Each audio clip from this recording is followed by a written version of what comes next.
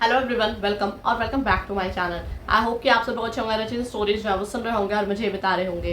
तो आज इस वीडियो में आप लोग के साथ पॉकेट एफएम की एक न्यू रिलीज ऑडियो बुक का रिव्यू जो है आप लोग के साथ शेयर करने वाली हूँ। और ये जो ऑडियो बुक है ये एक रिक्वेस्टेड ऑडियो बुक है। काफी टाइम से आप लोग मुझसे कह रहे थे कि इसका रिव्यू जो है वो शेयर कीजिए, तो फाइनली मैं आज इसका रिव्यू आप लोग के साथ शेयर कर दी हूँ। बाकी इसके जो लिंक्स वगैरह है वो मिल जाएंगे आप लोग को डिस्क्रिप्शन बॉक्स में, वहां से जाकर जो आप लोग इस ऑडियो बुक को सुन सकते हैं।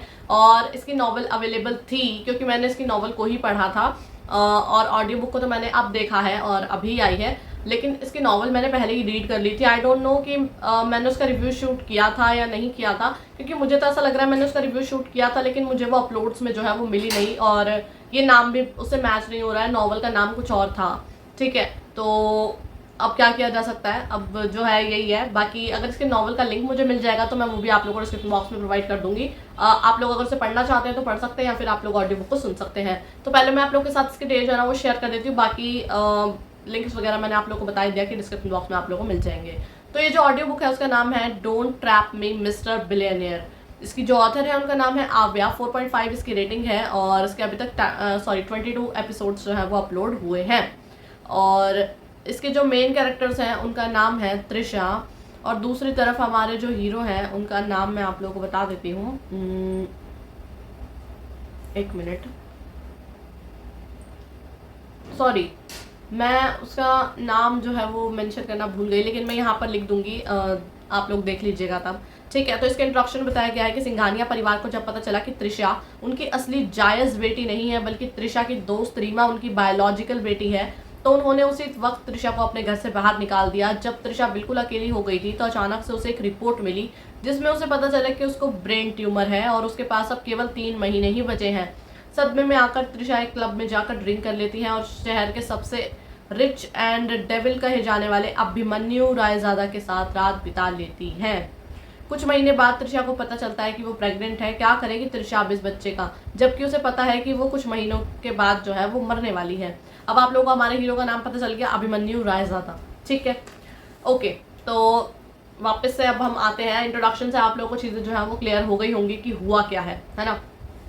जैसा बताया गया बिल्कुल वैसा ही होता है, लेकिन जब इसकी नॉवल थी ना उसमें थोड़ा ना इस तरीके के कॉन्सेप्ट से इसको डिज़ाइन किया गया था कि ना हम थोड़े कंफ्यूज थे कि ये रीबर्थ वाली स्टोरी होने वाली है या फिर क्या होने वाला है। लेकिन सच बात बताऊँ, ये सब कुछ ना एक ट्रैप ही है कह लो। और रही बात अभिमन्यु की, तो उसे तो इस बारे में कुछ पता है ही नहीं है, तो उनका तो हम क्या ही बोले। बट त्रिशा जो है उसके साथ कुछ ज़्यादा ही बुरा होता है, और वो कोई रिवेंज के बारे में भी ज़्यादा सोचती नहीं है। कुछ ज़्यादा ही उनको फूल टाइप का जो है वो दिखाया गया है। हालांकि वो चेंज होती है, मतलब जवाब देना सीखती है, लेकिन स्टार्टिंग में जो उनकी हालत होती है वो थोड़ा सा रुला सा देती है। तो क्या है, वो खुद के लिए सोचती भी है कि अब मेरे पास 3 महीने ही हैं तो मैं अपनी ज़िंदगी को जो है वो थोड़ा अच्छे से जी लूँ।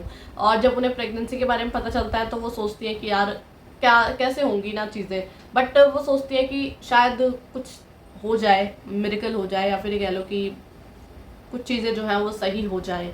बट ठीक है, फिर आप लोग को देखने को मिलेगा इसमें गैप आ जाता है थोड़ा सा कुछ महीनों बाद, और फिर उनको जो है वो चीज़ें पता चलती हैं कि जो उनकी रिपोर्ट्स में दिखाया गया है क्या वो सच है या नहीं है।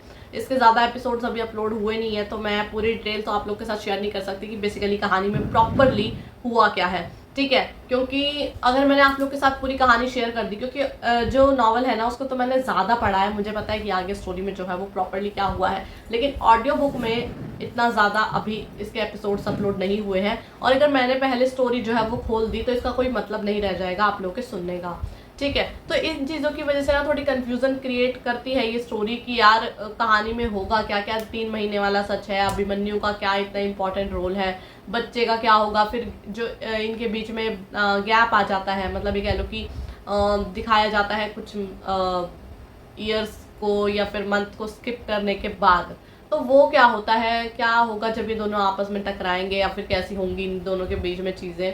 तो वैसे तो स्टोरी जो है वो काफ़ी सस्पेंस, थ्रिल और उससे भरी हुई है, मतलब ड्रामा से, ठीक है। मेनली फोकस मुझे तो ड्रामा ही लगा।